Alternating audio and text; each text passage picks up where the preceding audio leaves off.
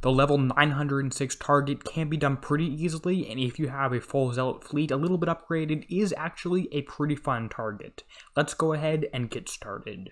So for this target, it does matter where you enter from. I like to enter from about 6 o'clock, maybe a little bit more like 5 o'clock. The first platform of turrets here you can completely ignore and head directly for the Warbird carrier. You want to kill these carriers really quickly because they will spit out PT boats at you, which deal a considerable amount of damage. On the other hand, that first turret cluster, I can outrange all of these small corrosive guns, and then sentinels I can completely shoot down because I have one ship with countermeasure loader 4.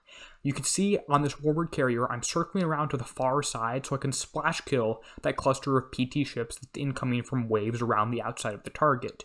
You'll notice that there is a timer right in the middle of the screen that says 1 minute and 22 seconds. That will output that has waves that spawn in once you kill the current wave, or that wave or that timer reaches 0, you get a new wave of ships that enter the target.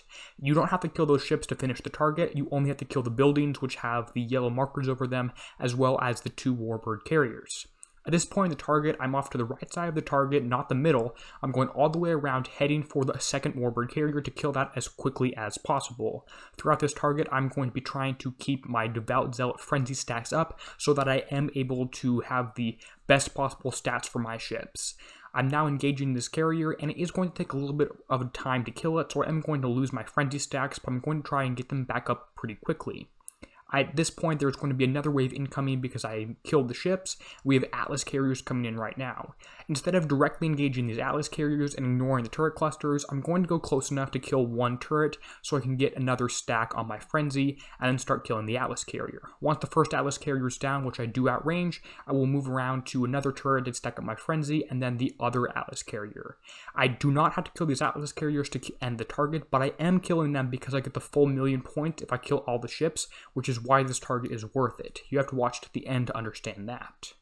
At this point, I have my frenzy stacks 100% full. I'm trying to keep them that way as much as possible, so I get enough damage on this turret to kill it, and then I go kill the Atlas carrier. If you don't kill a target within a couple seconds, you'll lose your frenzy stacks, which means your ships will be slower and perform worse. Again, that Atlas carrier is down, so I'm targeting the next one, doing my best to avoid damage from as many turrets as possible. 2 Atlas carriers are in the middle of the target. I'm going to ignore those completely and head around to the left side because I don't want to charge into the middle of the target because there are Halo missiles in the middle that will shoot at me, as well as there are currently Halo missiles on the left side which are shooting at me. So I've killed those Halo missiles, now it's time to kill the Atlas carriers.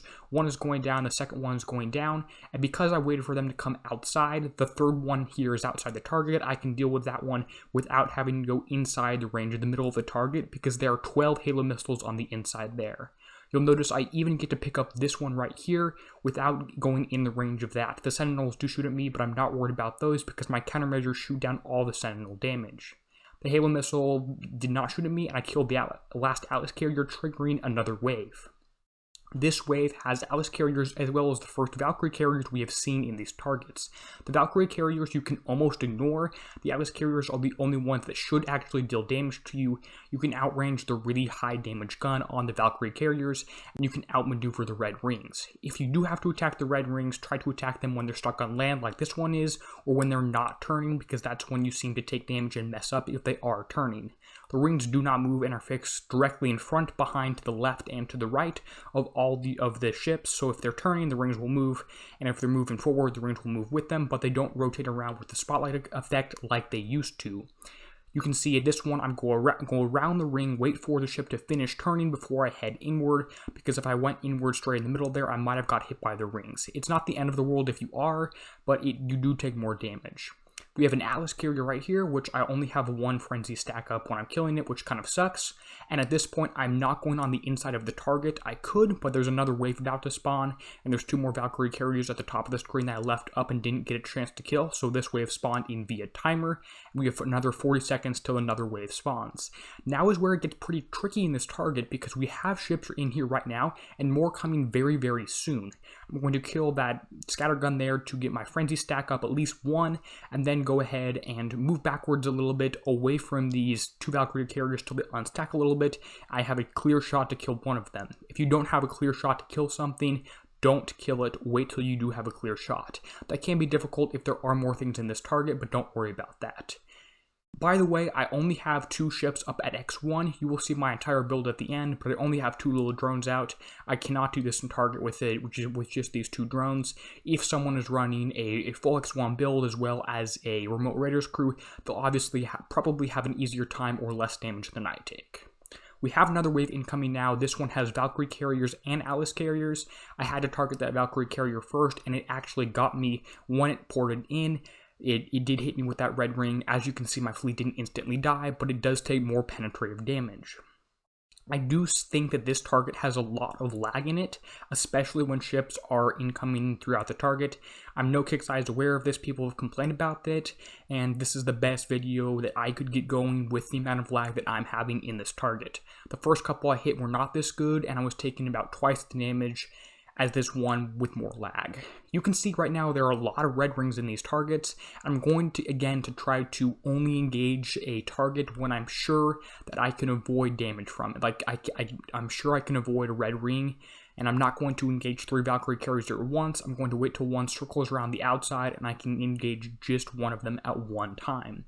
And again, always prioritize the Atlas carriers over the Valkyrie carriers, because the Valkyrie carriers you should be able to avoid most damage from. Although you will mess up at some point in the target, you're not always going to have 100% perfect hit. In fact, you probably never are. That one is going down there, and you can see there's no timer in the middle of my screen, which means there's no more waves incoming, which is great. At this point, I'm going to focus on killing all the ships around the outside of the target before I can head in towards the middle, although I might speed things up a little bit and go around and go straight towards the middle, because that's the only place the Halo missiles are left. Again, try to make sure you keep your Devout Zealot Frenzy stacks up, and there's nothing else other than the middle of the target directly shooting at me, so I'm going to charge in right here. Prioritize targeting. You have to kill one of these scatter guns, maybe 2 of them, before you can actually kill the purple titanium generators. Once those purple titanium generators are dead, the turrets are a lot easier to kill here. All the different 12 Halo missiles, which are a lot. Make sure you leave some building up somewhere in this target. I have warehouses on the left side of the screen so it doesn't end. Because if you don't kill all the ships in this target, you only get about 250,000 points instead of the full 1 million points, and it's not worth it to do this target for only the points and the very small set bonus. Again, you'll see a screenshot of that at the end.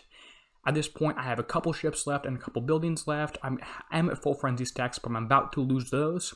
So I'm going to go ahead and kill 1 or 2 of these Valkyrie carriers left here. You can see even though they are traveling close to each other, there are a lot of red rings. I'm going to pick on the one at the back, and my drones are going around there, maybe doing a little bit of damage. The drones don't seem to be useful against this target other than against the PT boats, where 2 drones can take out the PT boats. In fact, they almost end the target early for me here by killing the last warehouse and the last turret, which I don't want them to do, because again, I want the full 1 million points. If you don't kill all the things, you don't wait for all the waves to spawn, and you don't kill all the waves, you won't get the full 1 million points.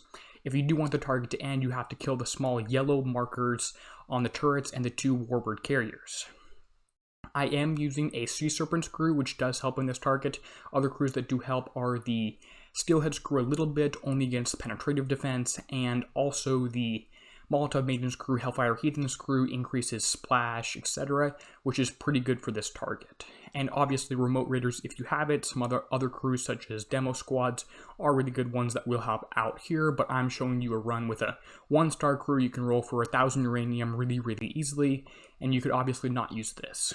I have gotten fairly similar damage results when I have tried this. The one you're seeing has been my best one out of the 3 or 4 that I have done, in addition to the 1 or 2 I did at the very start of the raid on my live streams.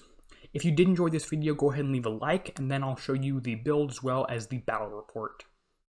Here is the damage report you're seeing about even corrosive and penetrative damage, 7% corrosive and 9% penetrative. Notice I got the full 1 million points because I killed all waves in the target. If you don't, you'll get reduced points. Damage taken is 47 minutes, which is great. 48 minutes if you round. Most people are getting about that. Maybe a little bit better if they have a full X1 fleet, which again I don't. I only have 2 ships up to X1, 2 are at U2, and my flag is at U3. I was trying to get that one to X1 before the raid, but I couldn't quite get there. I will have the Kixeye hash code in the description, and I have a full video on that. As you can see, here's the set bonus that you get here. You get 1 million points for doing damage, and a very small set bonus of 250,000, in addition to the S set from the 114 and 116 targets. So I hope this video helped. If it did, like I said, leave a like, leave a comment if you have any questions, and I'll do my best to get back to you. And as always, this is Derpy, signing out, helping you be a better pirate.